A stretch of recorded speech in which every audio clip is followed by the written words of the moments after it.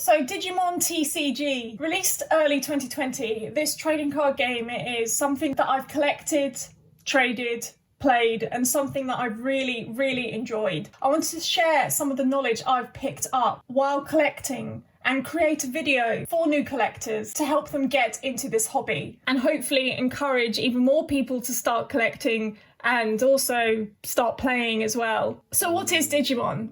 Like other TCGs, Digimon is a trading card game. It is based off the 90s anime, which has recently had a reboot. If you're here, you probably already know that the game is based off of the Digimon themselves, the digital monsters based from the anime, as well as the various Digimon games that have been released. Digimon Rumble Arena was a particular favourite of mine as a kid. So, a brief explanation of how the game works to kind of start this off.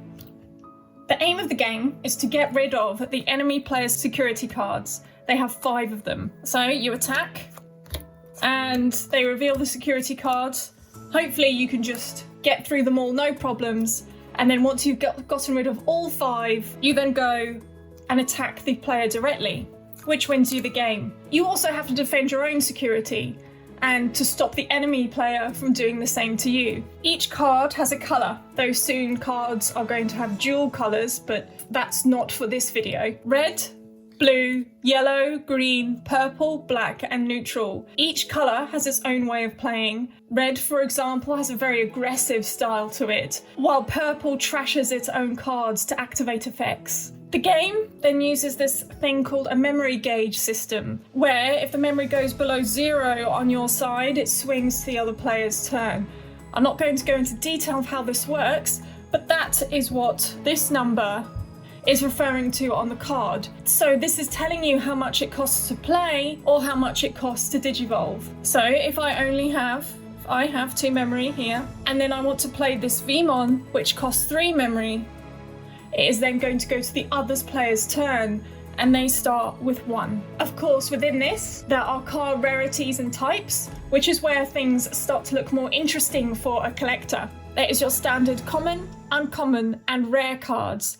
Then there are super rares, secret rares, alternate arts or parallel rares, promo cards, pre-release cards, and tournament cards. So how do you get all these cards? Well, in a standard booster pack, you get 7 commons, 3 uncommons, 1 rare, and 1 rare plus.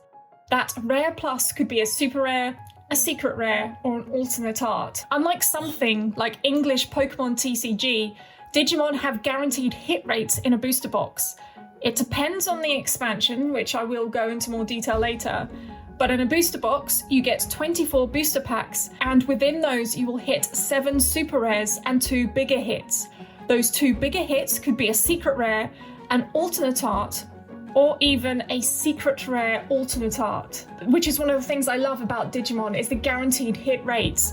It then becomes which super rares and which alternate arts am I going to hit, rather than am I going to hit anything at all. However, just one note, this means that just be careful if you're buying loose packs from a seller you don't know, because they could have gotten all of the hits that they wanted out of their box, and because of the guaranteed hit rates, they know there's nothing left in that box and selling off the dud packs. So just be careful when you're buying off of places like eBay. Pre-release cards are pretty obvious about where you're going to get them from.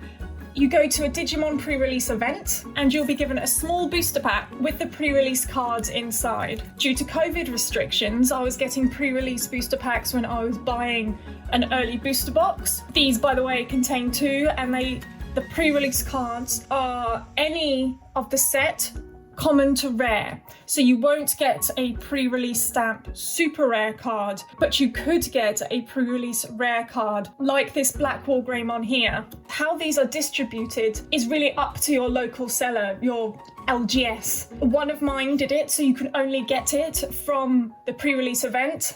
Another, you could just get them from buying the early booster boxes. I would check with them to see what they do. Promo cards can come from a lot of different places, just like other TCGs.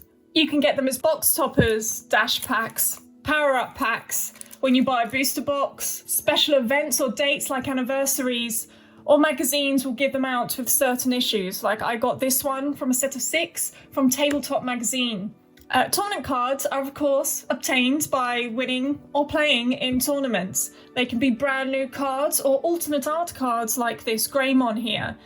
You can play in your local tournaments where you can win these tournament packs, where each volume will have its own set of individual tournament cards to win, or bigger regional events like the Evo Cup, where you can win cards for just participating, or if you get top 32 or top 8 or top 2, for example. This is where learning to play the game and participating in the game can help you collect, since you can win the cards you want rather than potentially having to pay a lot of money to obtain these cards.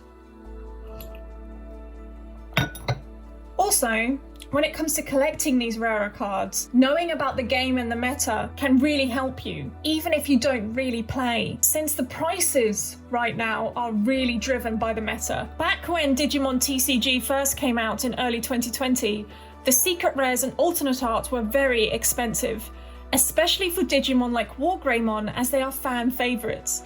This was most likely due to the general hype around trading card games and the fact that Bandai couldn't get much stock out after the first 2 waves of prints were brought up. For example, this War Greymon alternate art card was selling for £80 early 2020. I can now pick this up for £30 or even cheaper, even though this is a popular Digimon. 2 main reasons. 1, Bandai have reprinted the original set quite a few times, so there's a lot of stock and a lot of singles on the secondary hand market. And this War Greymon is not a meta card, so players aren't buying 4 of for their playset to put into their decks.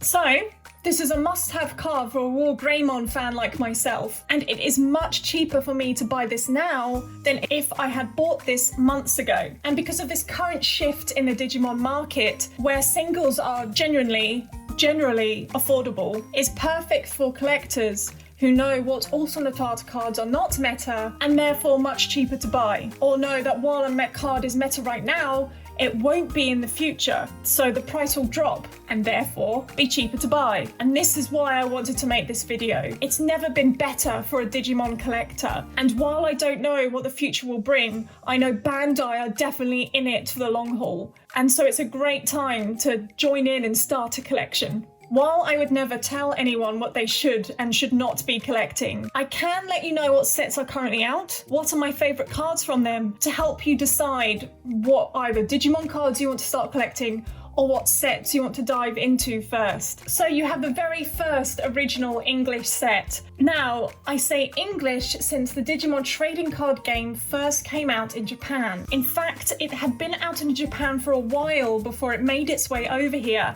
and several sets had come out already. English needed to play catch up. So Bandai decided to mash together the first 3 Japanese Digimon sets to be our first 2 sets, if that makes sense. Special Booster 1.0 is the name of the very first Digimon set, which contains half of the first 3 Japanese sets. Then we have Special Booster 1.5, which contains the rest of those missing cards. Special Booster 1.0 I think is my favourite of the 2. It contains cards of the original Digimon, like War Greymon, Metal Garurumon, Rosemon, Garudamon, etc, etc, as well as the cards from the Tamer series, like Gallantmon, which is another one of my favourite Digimon lines. That doesn't mean Special Booster 1.5 is bad. You have my favourite Digimon in there as a secret rare, Black War Greymon, whose alternate art is currently my favourite Digimon card, and some heavy hitter meta cards as well, like Impildramon, Mastermon, and Shine Greymon. And both of these special sets contain Omnimon cards, which, if you've been into Digimon for any length of time, know how popular this Digimon is. Special set Booster 1.0 has Omni as a super rare, who also has an alternate art, which is the most expensive card from this set. 1.5 has him in his Alter S mode as a secret rare, and a secret rare alternate art. Personally, I prefer the normal art versus the alt art, though that's completely my opinion, of course. After those first 2 special sets, English then matches the Japanese sets, so we jump to Digimon BT04 Great Legend. This set differs from the others before. It's smaller, as it's 1 expansion rather than 3 mashed together. Each box contains an extra super rare hit as well, So you're hitting 8 instead of 7. This means if you want an easier to complete master set, this is the one for you. The art of the Great Legend secret rares are gorgeous as well, especially those alternate arts. They actually link together, a theme that Bandai will continue in the future for their Digimon cards. There is also an alternate art War Greymon, which was my chase for this set, which I managed to hit from a booster box, which I was extremely happy to have pulled that. But note here, back to my point about the meta, in BTO 7, hybrid cards get a lot of support, and there are quite a few hybrid cards in Great Legend. So prices for cards like Ancient Garurumon will continue to go up and up the closer we get to that expansion. So you can make a choice. You can either buy your Ancient Garurumons now, before the prices really spike, or wait until the BTO 7 changes to BTO 8, the meta shifts, and potentially that Ancient Garurumon deck is no longer meta. The next set out, the current set for English, is BTO 5 Battle of Omni, which, as the name suggests, is an arseload of Omnimon cards. There's the Omnimon and Omnimon Zwart Super Rare, the Omnimon Zwart Defeat and Omnimon X Antibody secret rares, as well as quite a few alternate art for each of those cards. That took me a few takes to say clearly, I am not going to lie.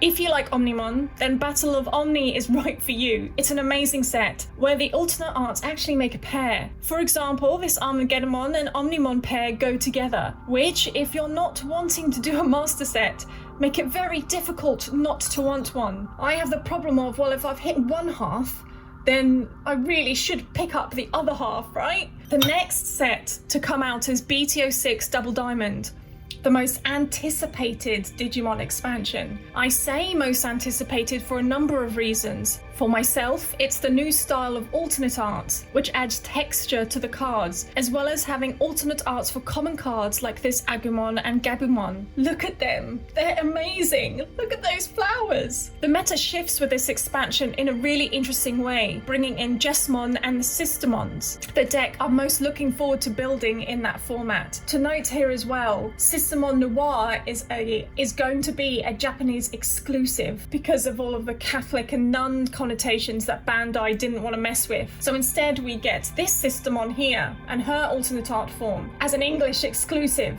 So if you want to master set BTO 6, maybe consider picking up the Systemon Noir from the Japanese version. And we get Digimon's current biggest chase card, the alternate art Omnimon from 1.0. In the BTO 6 Japanese version, this card is extremely difficult to pull. I've heard various different hit rates, from 1 in 120 boxes, to 1 in 6 cases, to 1 in 9 cases, to 1 in half a pallet, to 1 in 1 pallet. To purchase it, it's going to set you back around $2,500. It's that rare. We have no idea what the hit rates will be for English. We do know that English gets double the amount of hits than a Japanese booster box, so theoretically the rarity should be halved, but we don't yet know, and we won't know until the sets come out and start opening boxes and letting us know what those hit rates are. The good thing about this chase is that there are going to be a lot of boxes opened, which means that there's going to be a lot of singles on the market as people are going to sell off their doubles, which is great for collectors. Not so great if you want to open up stock though, as I'd imagine that this set is going to be quite popular and the first print run is probably going to be eaten up quite quickly. But Bandai will print more. They have done for each set that has come out so far. In fact, here in the UK, if you want to pick up a box at retail, you can. Any of them, any set. There's plenty of websites where I can go on right now and purchase an under retail full Digimon booster box 1.0, 1.5 Great Legend Battle of Omni. I am spoilt for choice. And I'd imagine that is going to keep happening. Bandai have not been shy about reprinting sets. There was that scarcity back at beginning of 2020. That now seems to have gone. But if you don't want to open product and you don't want to collect master sets, but want to just to collect Digimon instead, like myself, I want to collect all of the War Greymon cards, what do you do?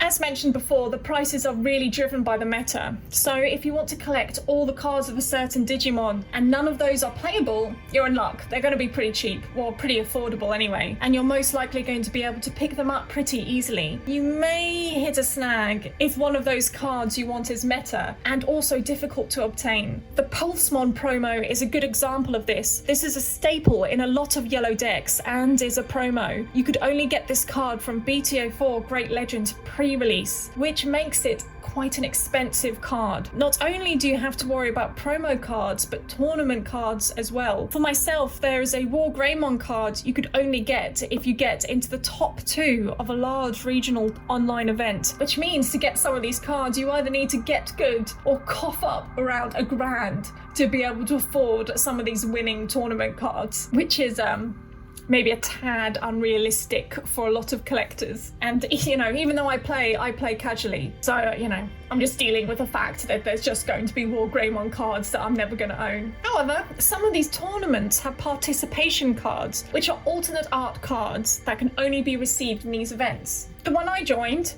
you just had to play 4 rounds and you didn't have to win any of them. Then you were guaranteed your cards. In the Evo Cup, it was just 2 rounds. You could drop after the 3rd round and still get those cards, or a deck box, or playmat, or whatever Bandai is offering up at the time. It's a really nice incentive for casual players, as well as nice for collectors who might not want to commit to a meta deck but want to join in to get those collectible cards. And hopefully, after you've experienced a few games, want to start playing a little bit more seriously after experiencing a couple of games for themselves. So, in summary, if you're a collector that wants to collect master sets, booster boxes have guaranteed hit rates, so that allows you to make a judgment call on how many booster boxes you want to buy, if any, and then the rest you pick up as singles, which then comes back to the point of being aware of the meta, so you know when to pick up those singles cheaply or when to sell your doubles. And being aware of the meta will help you if you want to start creating a deck to be able to join into those tournaments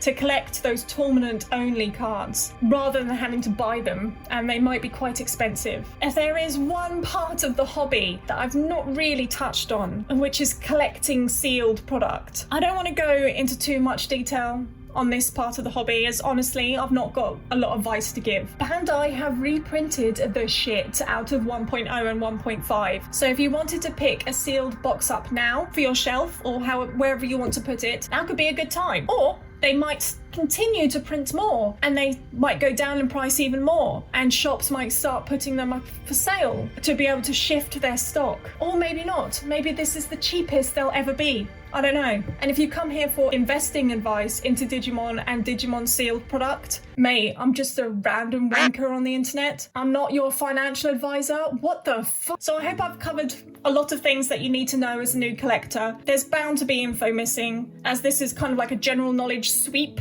rather than going into the nitty-gritty detail. I may create a video in the future around how to be aware of those meta shifts and changes, so you know when to pick up these Digimon singles cheaply. Maybe I can cook up some resource pack or something for people, but generally your best bet is to follow the official Digimon channel on Twitter. They will post up the winning decks so you know what is currently in the meta right now and what is currently probably expensive. Thank you for listening, and I really need another cup of tea after all of that.